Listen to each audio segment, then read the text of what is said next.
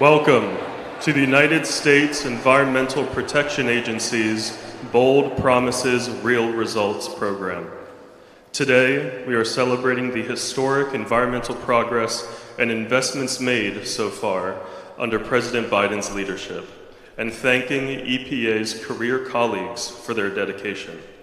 It is with great honor that I welcome today's speakers to the stage. First, please welcome EPA's Region 4 Acting Administrator, Janine Gettle.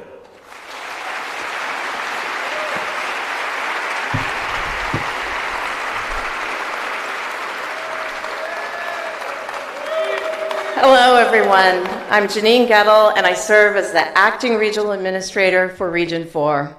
I have worked at EPA for a lifetime for some. All total, it's been 38 years for me.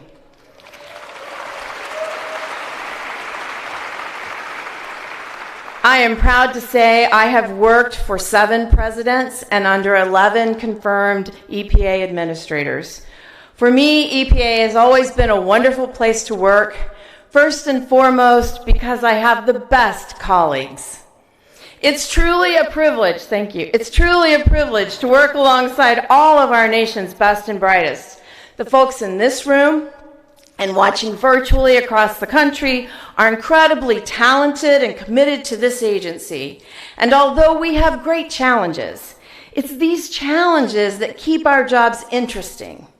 Every single day, we are making a real impact on lives and communities across the country and around the world. We have a once-in-a-generation opportunity to invest in the environment, but this administration has made an important and unprecedented investment in all of us. This EPA values leadership and transparency, and for the first time in a while, EPA career staff have a seat at the table as we continue our work to protect public health and the environment. After the pandemic, when it was safe to return to the workplace, leadership took our perspectives into account when determining how best to transition back into the office.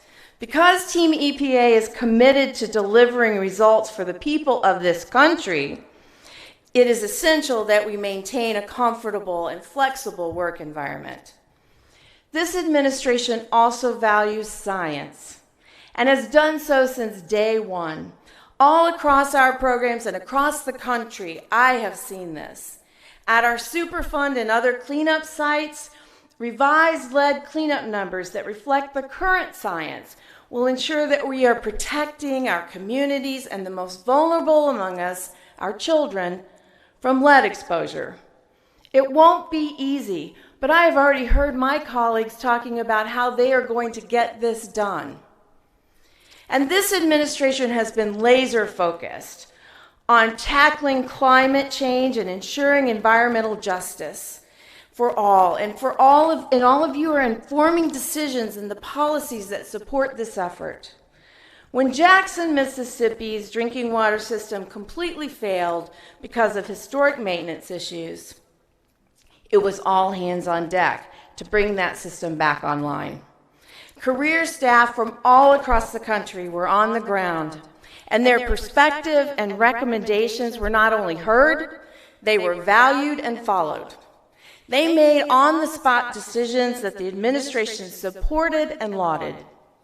They were allowed to do their job and returned water to that system within 8 days.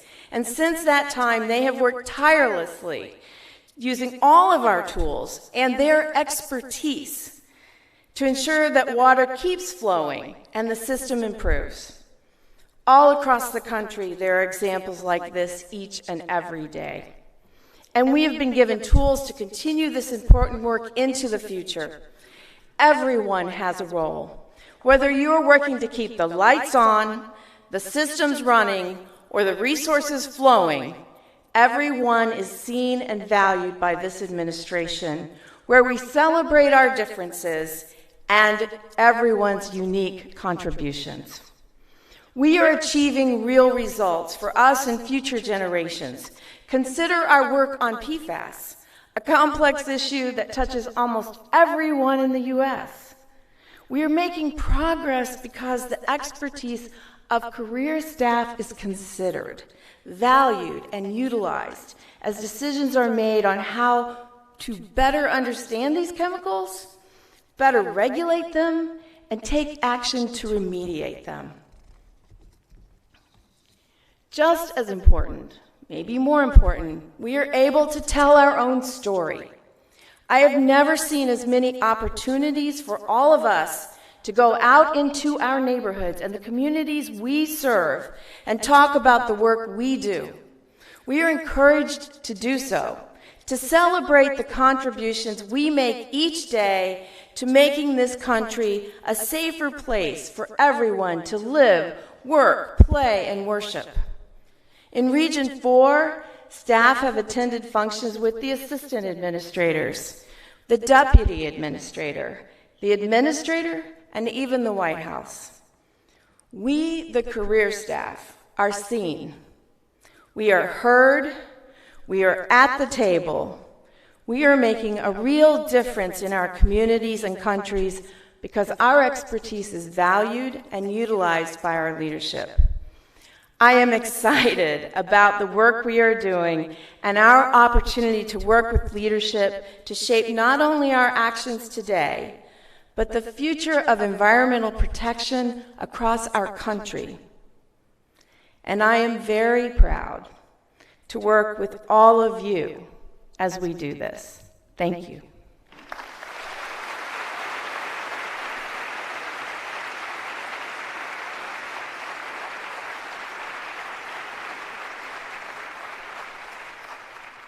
Next to the stage, please welcome President and CEO of the National Newspaper Publishers Association, Dr. Ben Chavis.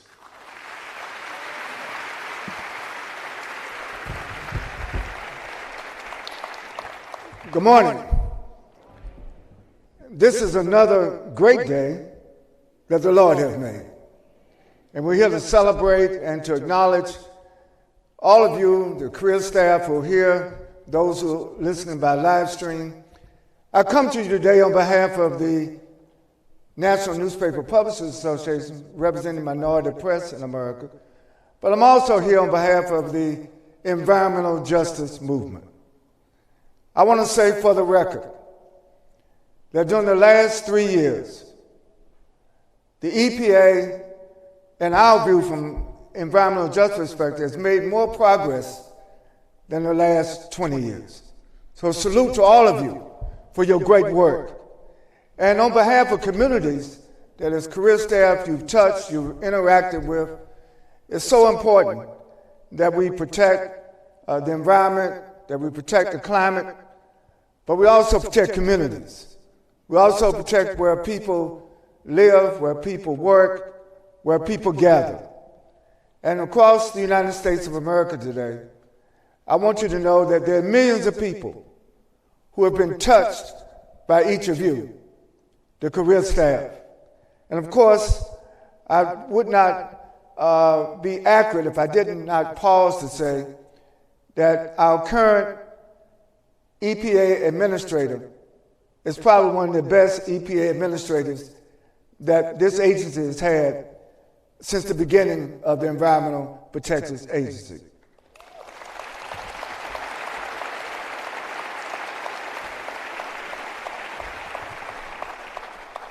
And I'm really here to applaud you. And I know that sometimes there are difficult challenges, difficult circumstances, but those of you who've been here for a while, under different administrations, but now in the current administration, I just want to encourage you. Don't lose hope, don't lose faith. Let's keep pushing forward. I thank President Joe Biden. I thank Vice President Kamala Harris for the wisdom of making Administrator Michael Regan the administrator for the EPA. I've just come from my home state of North Carolina, where the administrator is from North Carolina. And several years ago, actually 40-some years ago, I coined the term environmental racism. Environmental justice presupposes environmental injustice. And all those communities that have been disproportionately impacted by environmental hazards, over the last several years, we have new hope. We have renewed hope. And we rededicate ourselves to work to protect our environment, and protect our environment in a way that embraces science. You know, I'm a little concerned that there's some people in America that don't believe in science. But I think we should not only believe in science, we should apply science in a way that not only protects the environment and the climate, but improves the overall quality of life of all Americans. God bless the Environmental Protection Agency, and God bless all of you career employees.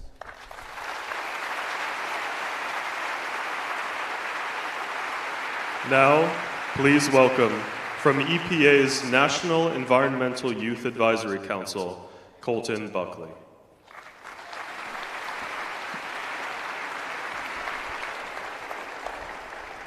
Well, howdy and good morning. Thank you for being here today. It's a pleasure to highlight the impactful work of President Joe Biden and Administrator Michael Regan in engaging with youth in rural communities across the country. Their efforts reflect a profound commitment to ensuring that every American, regardless of age or location, has a voice for shaping this nation's environmental future. President Biden and Administrator Regan have constantly demonstrated their dedication to environmental justice and climate action. From the outset of this administration, as you well know, they've prioritized addressing climate change not just as an environmental imperative, but a socioeconomic one. Recognizing that today's youth are tomorrow's leaders, this administration has made it paramount to involve young people like me in the fight against global climate change. In rural communities, the backbone of our nation, President Biden and Administrator Regan have championed the cause of sustainable agriculture and energy. This administration has directed significant investments towards rural infrastructure, ensuring that these communities are not left behind. Administrator Regan has been instrumental in translating President Biden's vision into actionable policy. Coming from North Carolina, Administrator Regan brings a unique perspective on environmental justice. He understands that rural communities often bear the brunt of environmental degradation, from polluted water supplies to poor air quality. Under his leadership, the EPA has taken bold steps to address these disparities, like opening the Office of Agriculture and Rural Affairs. Administrator Regan has made it a point to prioritize visits to rural areas, listening to the concerns of farmers, small business owners, and local leaders. His approach is rooted in collaboration, ensuring that policies are shaped by those who are most affected by them. By establishing programs that support clean energy projects and sustainable farming practices, the EPA has empowered rural communities to take an active role in combating climate change. Moreover, Administrator Regan has been a vocal advocate for engaging youth in environmental education and protection through the creation of the National Environmental Youth Advisory Council, the nation's very first all-youth federal advisory council, which I'm honored to be a member of, representing the hardworking young men and women who call rural America home. These efforts are crucial in building a diverse and inclusive environmental movement that represents all Americans. The work of President Biden and Administrator Regan is engaging youth in rural communities is a testament to their commitment to a sustainable and equitable future. Their efforts are not just about policies and programs. They're about empowering people, fostering innovation, and ensuring that everyone has a stake in the very health of our planet. There has never been a greater environmental champion that includes young people in day-to-day decisions than Administrator Regan. By involving young people in rural communities, he's building a bold and resilient coalition for climate action, one that will sustain our nation for future generations to come. Now, if you'll please join me in welcoming to the stage, as we'd say back in my home state of Texas, El Jefe, the United States Environmental Protection Agency Administrator, Michael S. Regan.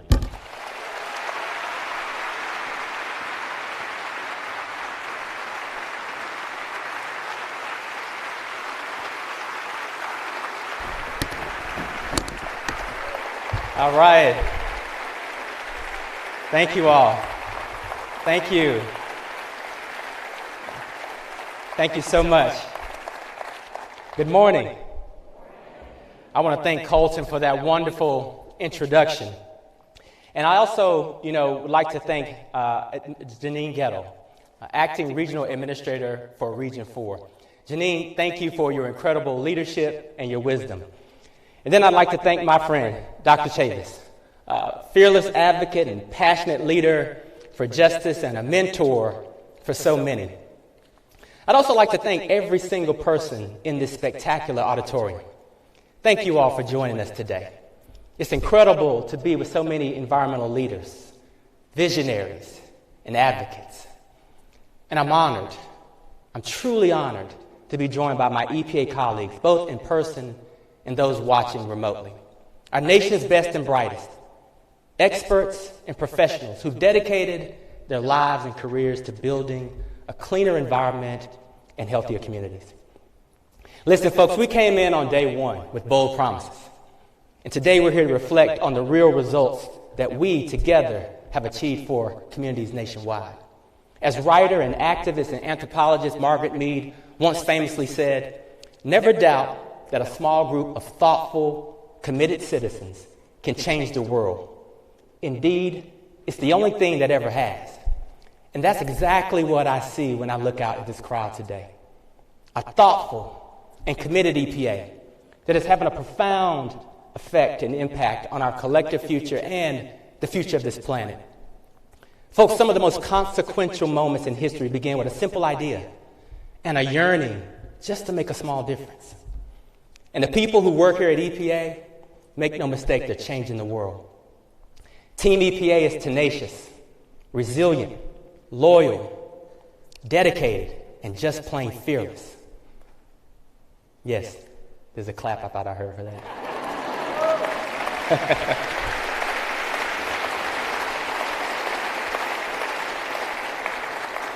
I'm reminded of your tenacity the moment I walked through EPA's doors in March of 2021. Remember, those were tough times for everyone.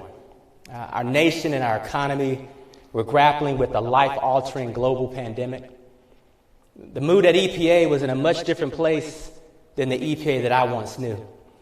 As some of you might know, I started my career as an intern here. And I worked under two different administrations, Presidents Clinton and President Bush, Democrat and Republican. But this time, returning to EPA was different.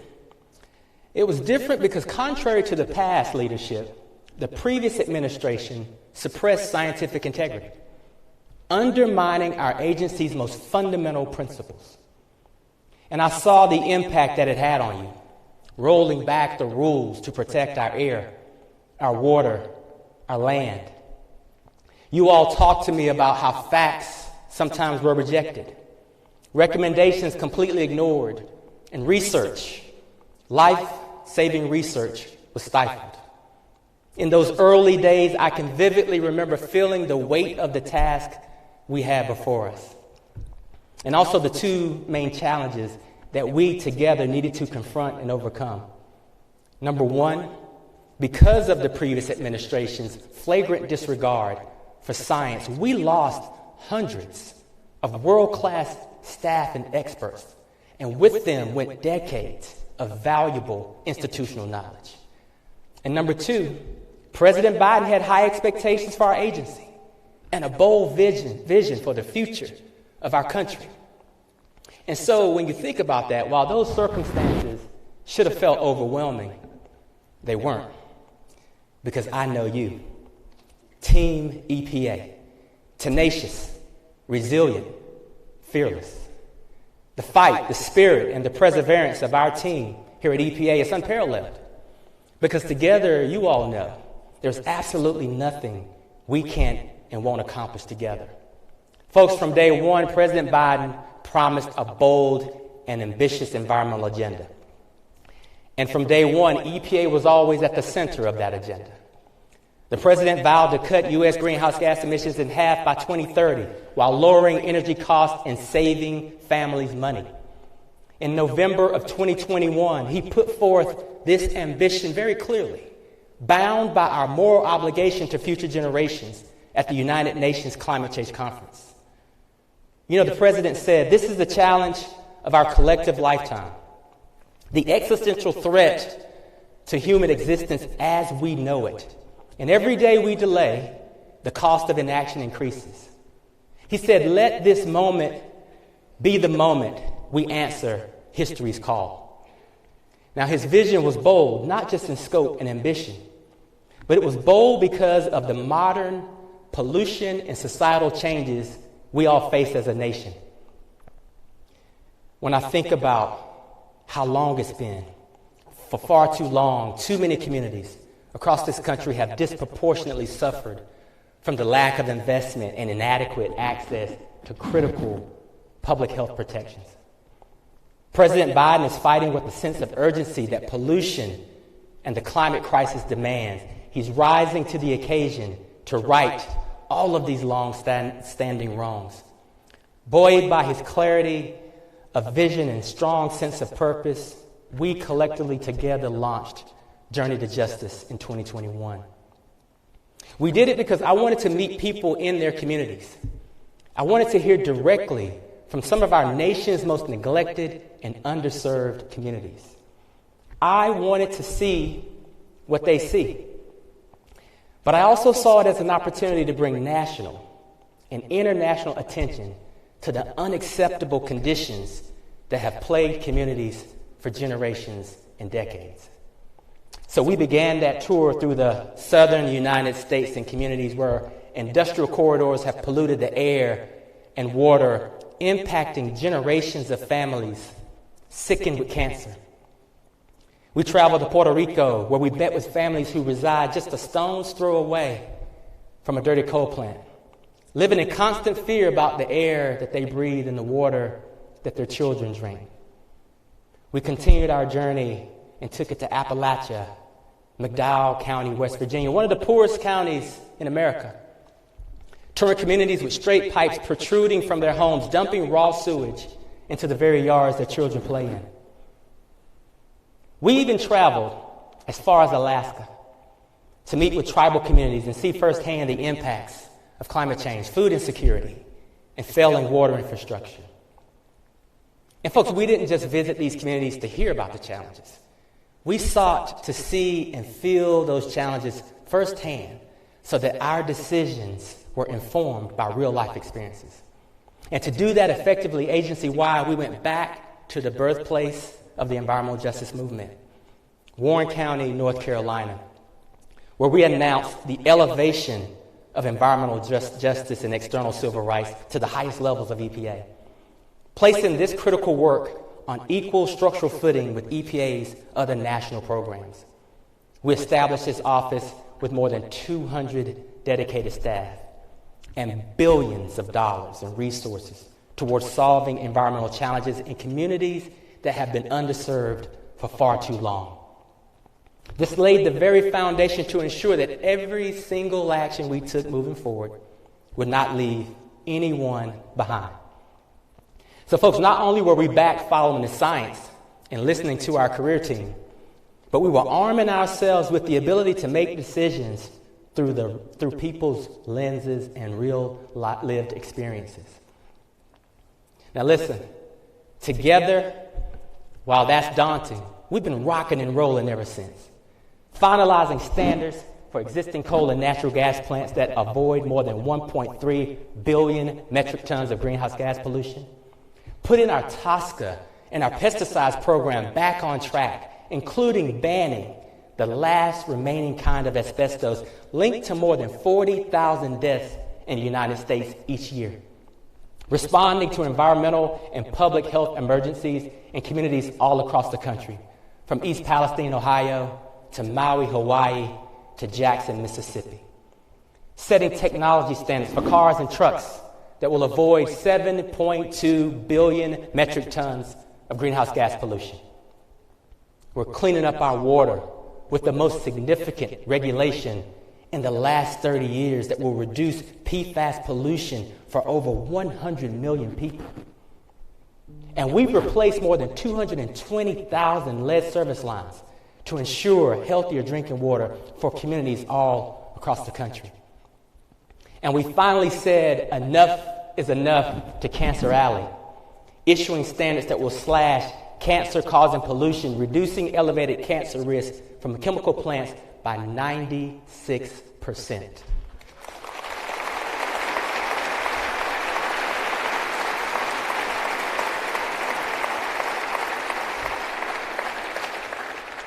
And listen, alongside of these great regulatory actions and your outstanding enforcement strategies, President Biden showed even more confidence in you by securing more than $100 billion through historic legislation.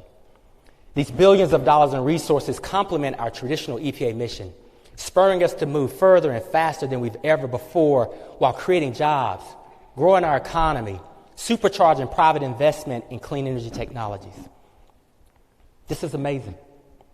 We are investing $27 billion through the Greenhouse Gas Reduction Fund, pulling hundreds of billions of dollars of private sector capital off the sidelines to install affordable community solar, retrofit buildings to be more energy efficient, tackle climate change head on, and directly invest in communities that otherwise would be left behind.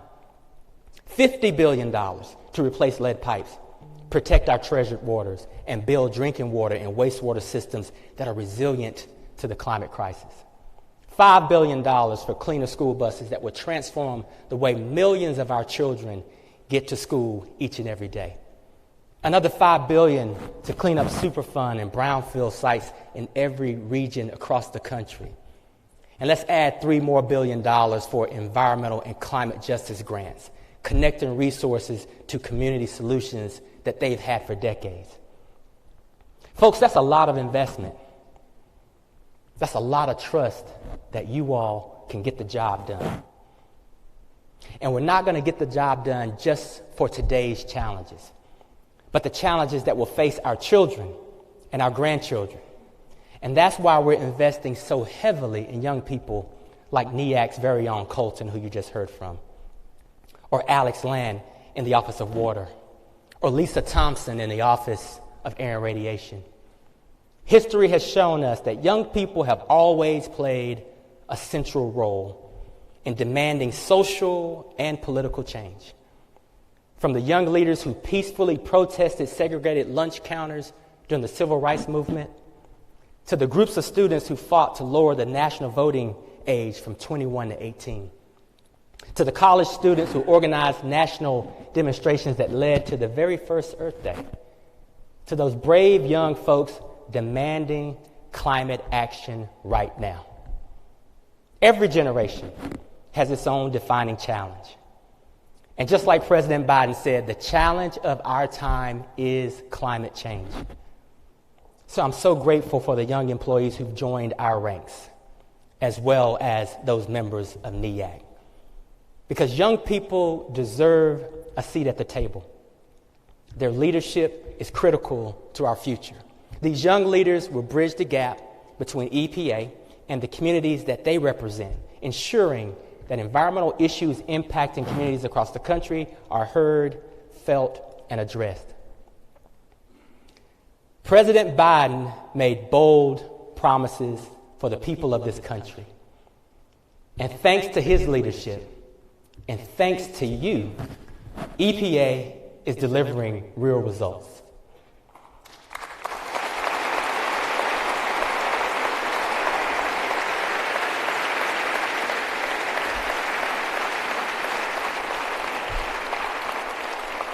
So I want to focus on you because one significant way to solidify this lasting change is to continue to invest in you. Together with mission support, we've championed diversity, equity, inclusion, and accessibility. We've implemented a paid internship program to attract the best and brightest young minds. Since I've come back to EPA, we've increased our ranks by nearly 5,200 employees.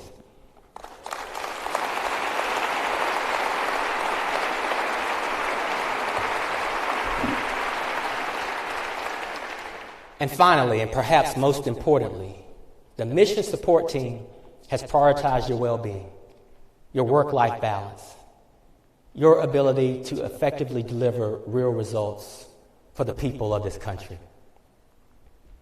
So listen, folks, I'm really, really, really excited about you, about us, and what we're going to do together. Folks, America needs a strong EPA.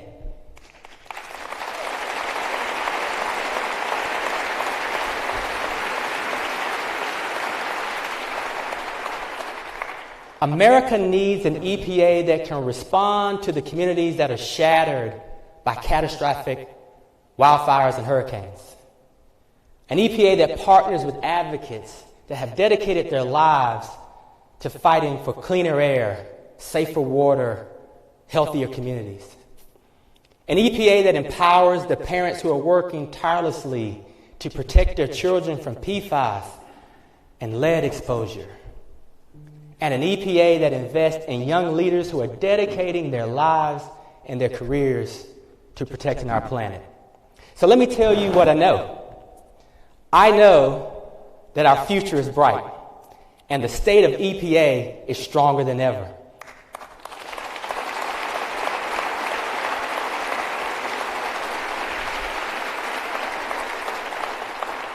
I also know that together we won't let up until all communities have clean air to breathe and clean water to drink, no matter your zip code, the color of your skin, or how much money you have in your pockets. And I could not be more prouder to lead this EPA at this critical moment in time under this president's leadership. So let me say thank you to you for your work. Thank you for your fight. Thank you from the bottom of my heart, Team EPA. We have more work to do, so let's go.